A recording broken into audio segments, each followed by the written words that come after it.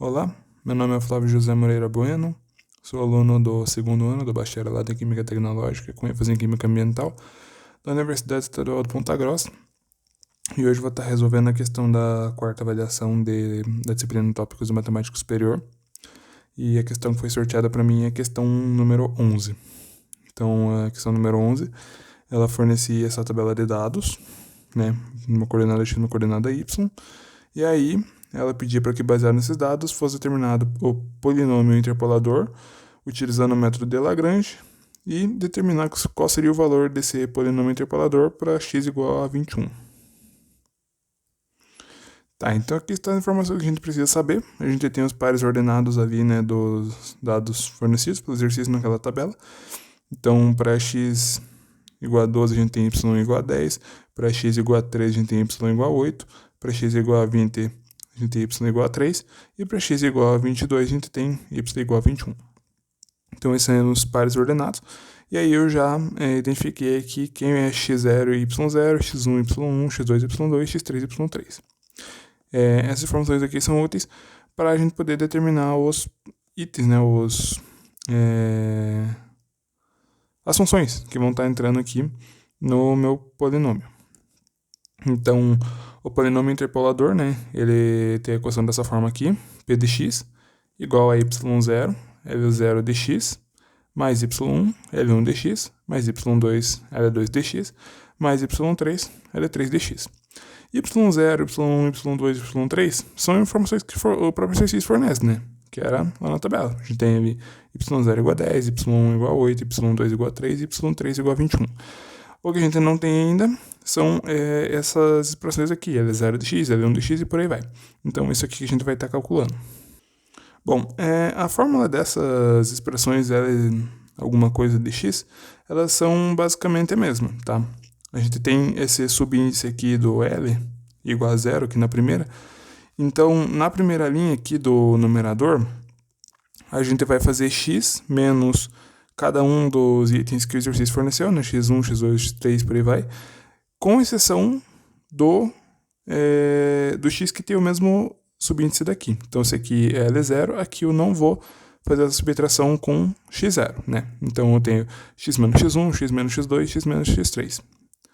E aqui embaixo, eu vou pegar, então, esse x com o mesmo subíndice do L, então, no caso aqui é x0, e aí eu vou subtrair cada um dos outros x restantes, né? Então, vai ser x0 menos x1, x0 menos x2, x0 menos x3. A lógica vai ser a mesma para os outros itens ali, né? Para L1, para L2 e para L3. Então, a gente basicamente vai colocar essa expressão aqui, né?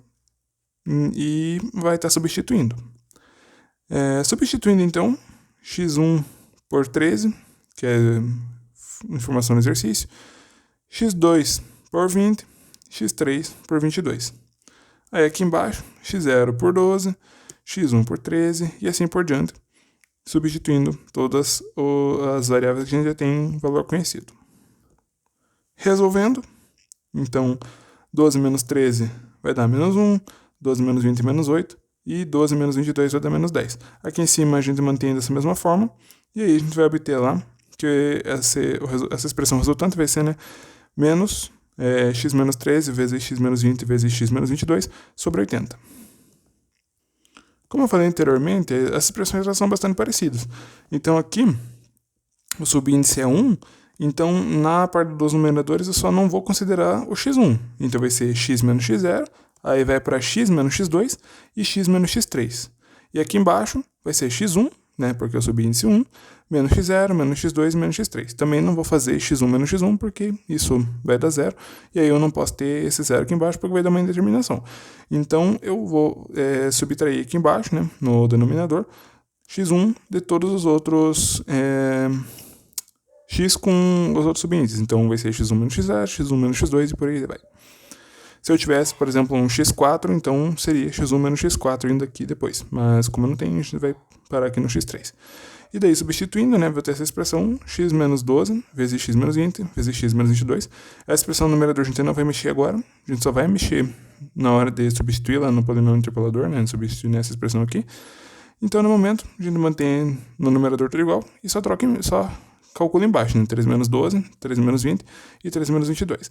Aí a gente vai obter como resultado essa expressão aqui, x menos 12 vezes x menos 20 vezes x menos 22 sobre 63. Aqui embaixo a gente tem dois números negativos, então negativo vezes negativo vai dar positivo, e vezes esses 1 aqui, então não vai ter nenhum sinal produzido, como aconteceu aqui nesse caso, né? Aqui no L0 a gente teve menos 1, menos 8 e menos 10, então a gente teria sinal negativo com negativo daria positivo, e positivo com negativo daria negativo, por isso o sinal negativo vem ali na frente, e aqui não tem nenhum sinal. Nossa penúltima expressão é L2dx, ela segue o mesmo padrão, né? Que eu vou subtrair, né, dx, todos os valores de x, com exceção, novamente, do meu x2, né, porque é o mesmo subíndice. Então vai ser x menos x0, x menos x1, e daí eu pulo, né, o x menos x2, porque o índice aqui é 2, então vai ficar x menos x3.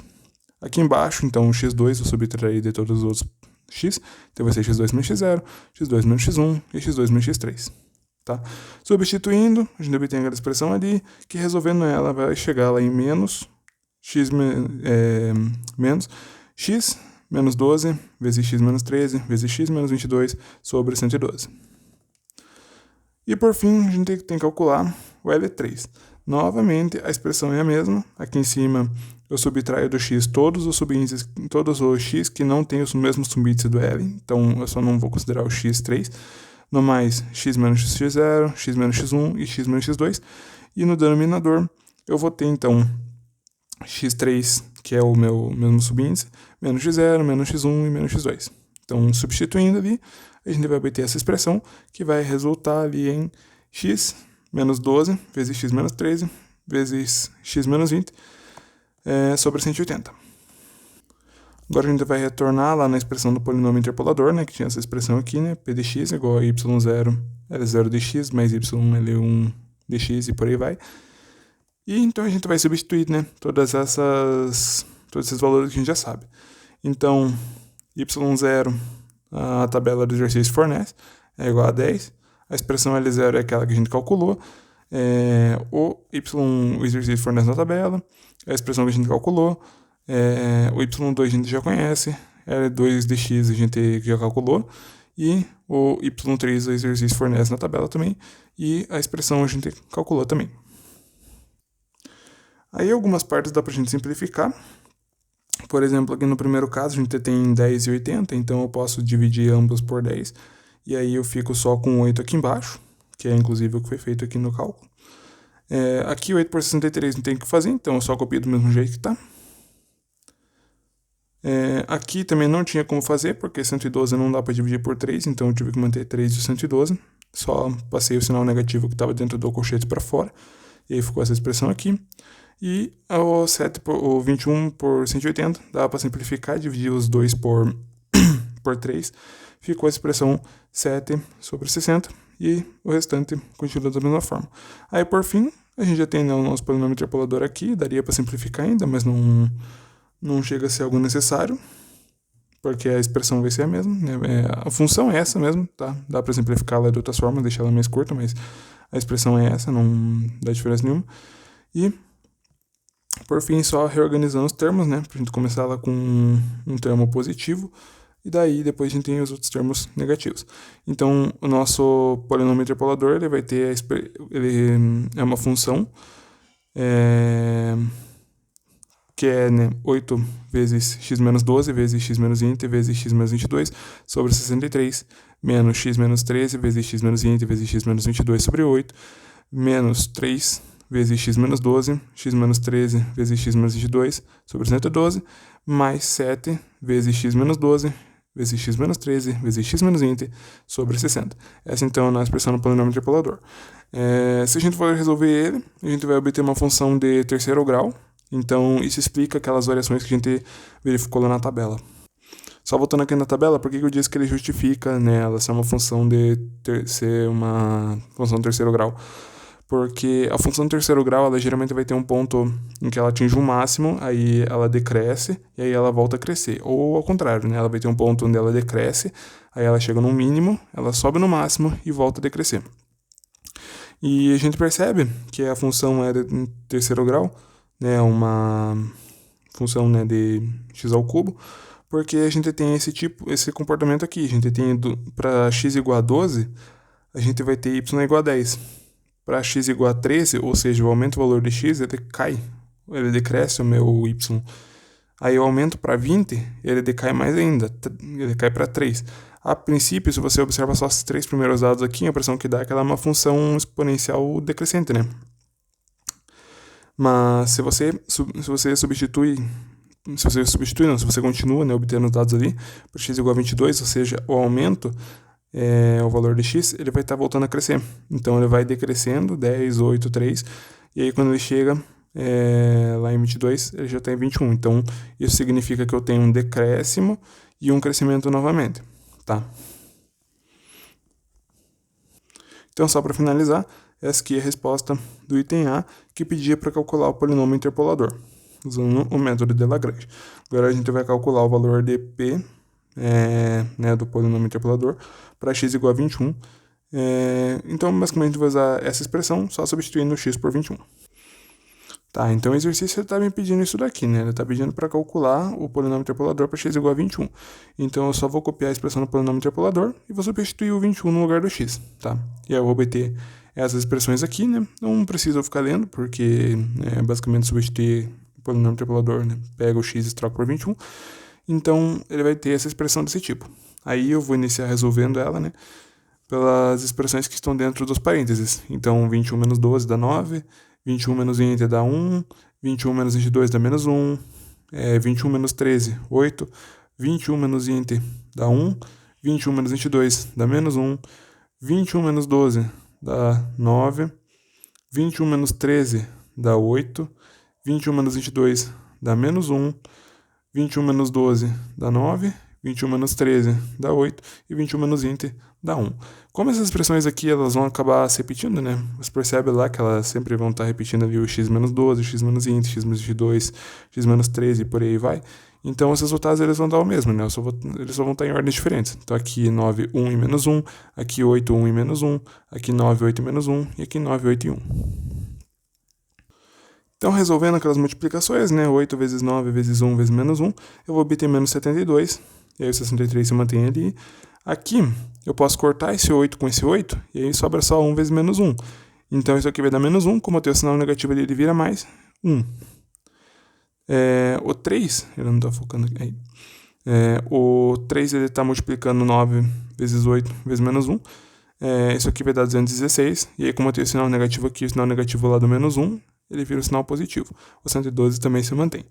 E aqui o 9 vezes 8 dá 72, vezes 7 dá 504 sobre 60, porque o 60 também se mantém ali. Aí, simplificando essas funções, a gente obtém menos 8 sobre 7, mais 1, mais 27 sobre 14, mais 42 sobre 5. Exatamente as mesmas funções, apenas reduzidas. Então, por fim, a gente vai colocar ela sobre um denominador comum, que é o denominador 70, né? Então, aqui o 8 ele foi multiplicado por 10, virando menos 80. O 1 foi multiplicado por 70, então ficou mais 70. O 27 ele foi multiplicado por 5, virou 135 sobre 70. E o 42 ele foi multiplicado por 14, chegando a 588 sobre 70. Então, resolvendo essa soma aqui, né, do numerador, a gente vai chegar a 713 sobre 70, que é uma fração irredutível, não dá para diminuir ela, então o resultado é esse daqui. Para dar uma aproximada, a gente pode utilizar a calculadora e nisso vai chegar um valor próximo de 10,18, e essa é a resposta do item B. Então, é isso. Os dois itens, né, do exercício 11 da avaliação estão resolvidos, e até a próxima.